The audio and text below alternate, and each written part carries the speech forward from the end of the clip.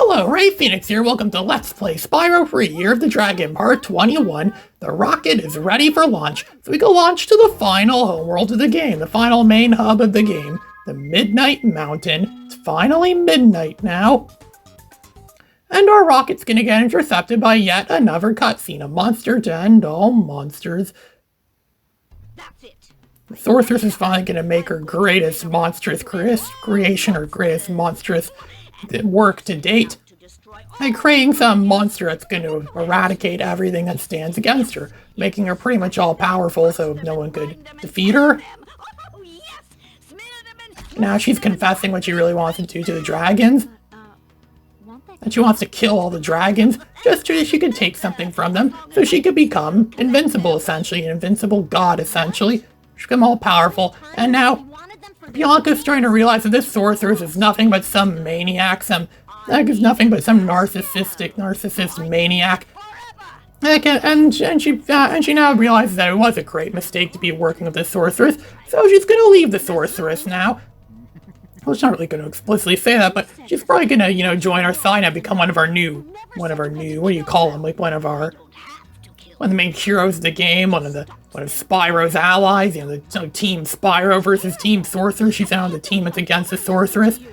She realizes the sorceress is nothing but, just some insane creature, some insane thing that looks like a dragon. Almost like a bootleg dragon. Like a Chinese bootleg of Spyro, if there ever were Chinese Spyro bootlegs. I wonder if that Tupperware dragon I had way back in the day that I named Spyro was a Chinese bootleg after all. Gonna turn one of those Roman soldiers into what's going to be our next boss. Saving, do not remove the memory card. No, this game does auto-save a lot. There's a lot of auto-saving in this game. We're going to be going against the boss now, and Bentley's going to be is going to go into a huge plethora of very sophisticated terminology. Because Bentley is unironically sophisticated, and he's gonna help us. It's kind of like a tradition now that all the characters, the heroes we rescued throughout the course of the homeworld are gonna help us in our fight against the boss. And this boss is the greatest challenge yet. It's gonna keep shooting stuff at us. It's gonna run into those crabs and then collect the rocket things, and we're collecting the rocket things, they're collecting the plethora of different powers. This one gives Spyro machine gun breath. There's already ice breath, now there's machine gun breath, which pierces his shield, pierces that boss's shield. I think it's gonna run and shoot stuff at us. I think the music in this level is different because this is the greatest hits version. I saw several different greatest hits copies of this game for about $20 to $5 a piece or so at a game swap I accidentally stumbled across. A video game swap last weekend where people were selling a bunch of games at insane prices. They were selling like Sonic Adventure 2 for Dreamcast for like $275. They were selling Conker's Bad Fur Day, the cartridge only for N64 for $250. They had a factory sealed copy of Earthbound there for $3,000. I wonder what kind of madmen would buy stuff like this. They must be in space dollars if they're selling them for that much, for such insane prices. And of course, people who pay that kind of money for those games are not necessarily buying them to play them, they're probably just buying them simply to collect them and never look at them again. Keep them behind bulletproof glass and never once open them up or take them out. Yep. I wonder what kind of people would pay that much for it. I know I never pay that much for it. Heck, I don't think I ever will be able to be willing to pay that much for it if it's a collectible thing. The kinds of stuff you'd see at like the Antique Roadshow. Maybe I think Antique Roadshow did do something like that. And this boss just spawned, and one of the earlier bosses from the game as a regular enemy this time around that could get killed easy with Spyro's machine gun breath. Spyro's machine gun breath is always the best kind of breath there is. Just gun down that guy, the guy with the wings, just gun him down, shoot down that guy, kill all that, and destroy him, and destroy his shield. Well, it's supposed to destroy his shield, pierce his shield. It doesn't always pierce his shield, though.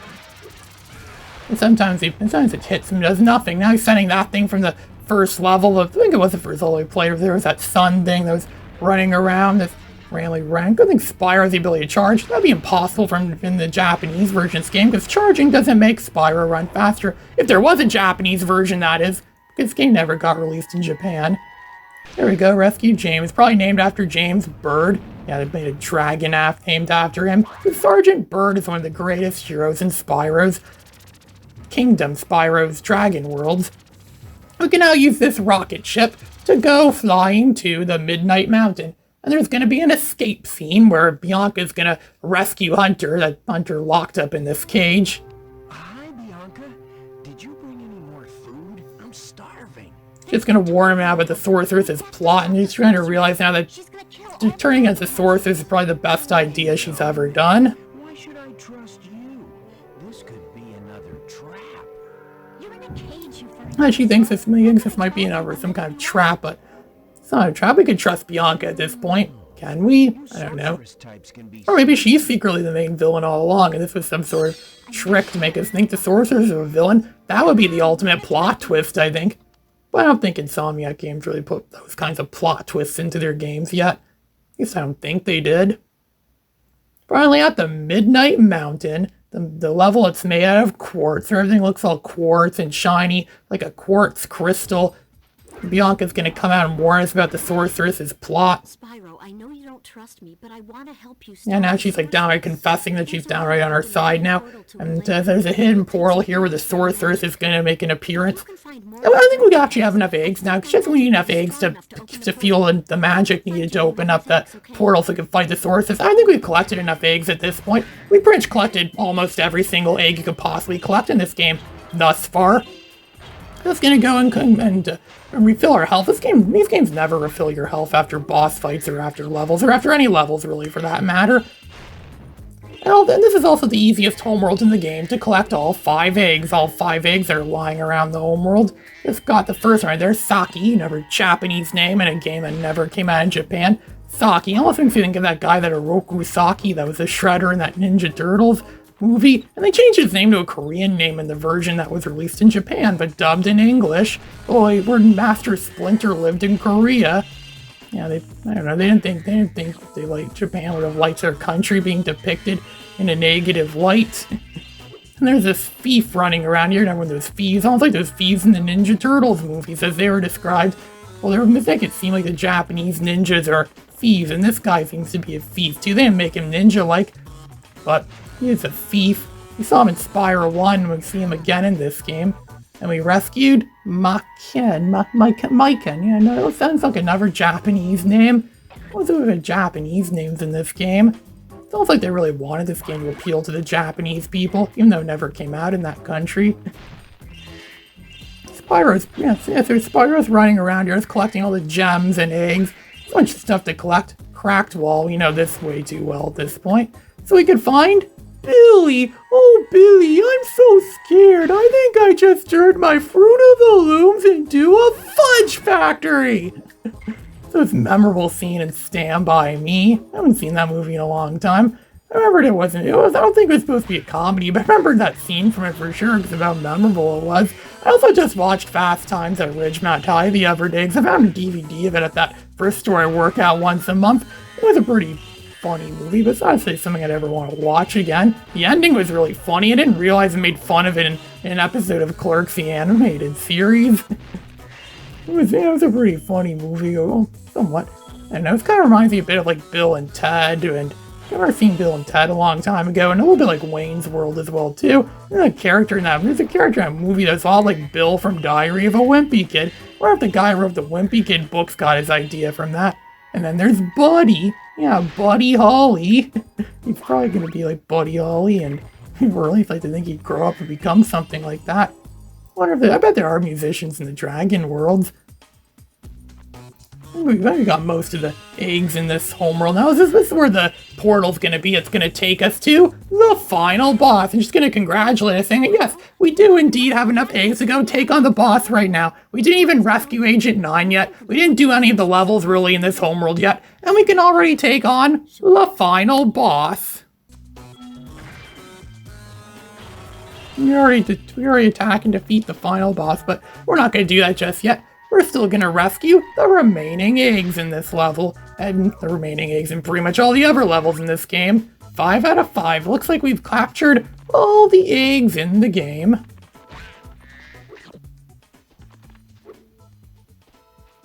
There we go, we got 5 out of 5 there right now. And I think this is where we're going to be using our gems so we could buy Agent 9 back from Moneybags. Gonna be saying like, oh, look, it's our favorite customer. He says, oh, it's my favorite customer again. Gonna go here to buy Agent 9 for your first. As an action figure, a life-size Space Monkey action figure. Like those, like if it's like those life-size plushies you could win at the carnivals. And he's expensive. He's like 1,300 gems or something like that. I don't really see how much it was, but I don't really care. I have enough gems to buy him. If I have enough gems to buy him, might as well just buy him. We're going to be needing him for a few levels in this homeworld, and we want to get as many levels in this game 100% complete as possible. The Dancing Bear, yeah, I think that's what Moneybags is going to be doing right now, and it's going to be doing again when the game is finally over. The Dancing Bear. And he's going to be thanking us for them. He's going to be jumping around. He's clearly some sort of action hero. He looks like some sort of space-aged monkey thing with a ray gun. And he runs around. It's like the game's going to switch genres pretty much from being a 3D platformer to a downright third-person shooter that focuses on weapons, collecting weapons, and weapon-related combat. So Insomniac Games is really desperate to make a third-person shooter, third-person combat action game. This is only proof of it. He's pretty much like an early primitive ancestor of Ratchet from Ratchet and Clank. Yeah, Insomniac Games knew very well they needed some cutesy mascot character that has a gun and make a whole game based on it. They probably wanted to make the whole game like this. The series has already been established as being a Spyro game. They had to make another Spyro game. It's already been established as Spyro. They probably wanted Agent 9 to be the main character of this game all along. At least it seems that way. And he does have some ties in. He does tie in with Spyro too a little bit. Because if we're going to go to his lab, the level that's going to introduce us to Agent 9. We're going to be playing as Agent 9 for the entire thing, collecting all the hidden gems everywhere, and fighting off the invasion of Rhinox. His homeworld got invasion by Rhinox. Which home in this game didn't get invaded by Rhinox? The Sorceress's home? Well, I guess the Sorceress's home didn't get invaded, because she's the leader of the Rhinox, essentially, so they're not going to invade her own home. Or maybe they already did invade her home, and she didn't really... Yeah, I guess there isn't really a world in this game that hasn't been touched by the Rhinox. Oh yeah, it's the professor from Spyro 2. Remember him? We haven't seen him much in this game, but we saw him a lot in Spyro 2. My favorite pupil. I guess he's like a student I heard of him. Like, that's going to be working to destroy the Rhinox here. He just gave him his... trained him out of... I wonder how the professor trained him. I mean, the professor isn't really a combat... I don't think he's that much of a combat type character. He's just going to tell us stuff that we could probably figure out ourselves. Oh, just press and hold the triangle button and then we'll go to first person. Well, actually not. He's not teaching us that yet. He's teaching us basics like, oh, just shoot at the targets. Shoot the targets. But I already know how to do. Just press and hold the triangle button and you can shoot down the Rhinox that's hiding there and destroy the targets. Target practice. And this is a lot easier than the target practice they had in Men in Black, where they're gonna have like a girl that's like studying quantum, like an 8-year-old girl studying quantum physics, and you have to shoot her because, you know, 8-year-old girls probably don't know anything about quantum physics.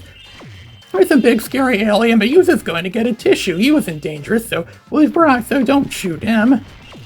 Yeah, if Will Smith played this, he probably wouldn't be shooting much of the Rhinox because he probably wouldn't necessarily see him as being threats. Or at least the fake ones, that is, because they don't seem that threatening.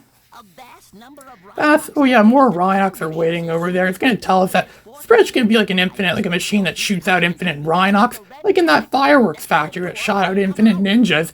And we're going to be needing Agent 9 to complete the fireworks factory later on. We could go back to the fireworks factory now after this level's done, but I'm not doing that just right yet. Just shoot the red thing there. Yeah, shoot that thing in the door, that lock thing in the door, that panic button is what the professor called it. I thought a panic button was something you pressed in a moment of duress. I guess we're kind of in a moment of duress. I mean, the professor probably built this world, and probably we're in some sort of moment of duress right now too, where it's like, you know, we have all these Rhinox flying everywhere. Probably knew we were going to be harassed by Rhinox, and all we're going to have to do left is just take out our weapons and just gun them down, pretty much. That's how you defend against anyone. I bet Spyro could have done this. He probably sent Spyro into all of this, and even Strafe a little bit to a very small extent. Yeah, this came out before the original Ratchet and Clank game. It didn't really have lock-on at all. So why would this have lock-on then? The original Ratchet and Clank didn't have that, and that game came out about 2 years after this game did. And this is its primitive ancestor. This is where Ratchet and Clank was truly born. There are people who used to talk about there was supposedly were Ratchet and Clank games on the PS1, but those are later proven to be myths. mean, there are some games with the PS1 that are somewhat close to Ratchet and Clank, and this is definitely one of them. At least the Agent 9 part says. And some of Sergeant Bird's parts are like that too. They're somewhat like Ratchet and Clank to a very small extent. There's also Cyborg Kura-chan. That was a pretty good game, Cyborg Kura-chan. I'll probably be doing a Let's Play of that at some point. A much later PS1 game. You're gonna be punished with playing Whack-A-Mole. Only there's nothing to there. Only you whack everything.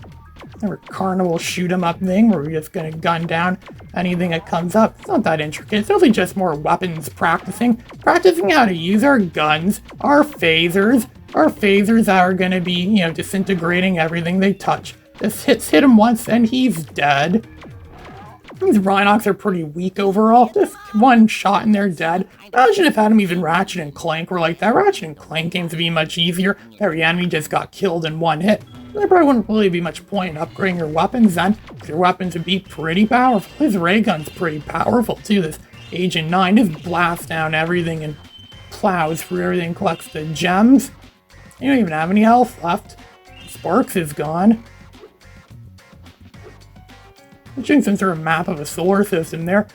I guess that's like the astronomy of Spyro's world. The professor, I think, was from Avalar. At least he lived in Avalar. And Spyro 2, which was supposedly in a different universe than the universe of the Dragon Worlds. Now we're gonna be, it's gonna tell us about sniper mode now. I can like zoom in and zoom out. Our ray gun's like a jack of all trades kind of gun. You can zoom in, zoom out, and snipe out these bird things. Yeah, the bird killing things. Yeah, this is how you play Duck Hunt on the PS1. You don't have the gun, so you just use the controller then. You just zoom in and blast stuff. More Ratchet and stuff we'll do in Ratchet and Clank eventually. Dropped a bird egg or a dragon egg. It's gonna give us an egg. Beulah. What kind of name is Beulah? I guess they're really running out of names at this point, scraping the bottom of the barrel. Just to find some more names. I could switch to gravimetric generator. If you see a bunch of more made-up words we'll hear only in science fiction. I mean, Spyro kind of is science fiction. I guess you could call Spyro science fiction fantasy. That's a term that perfectly fits the Spyro series. You'll be gunning down more of these birds that vaguely resemble Daffy Duck. You probably will evolve into Daffy Duck at some point. Maybe the reason why he's so bitter about not being the main character of Looney Tunes is because his ancestors were gunned down by a monkey.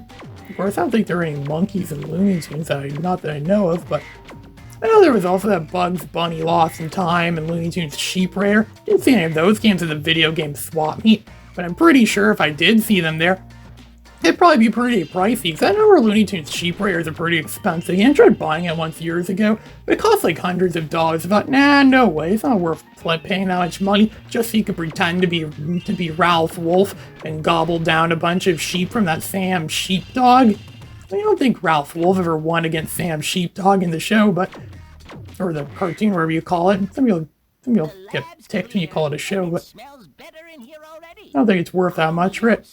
And there's going to be more in this level, but this video is run very long. Ray Phoenix, signing out.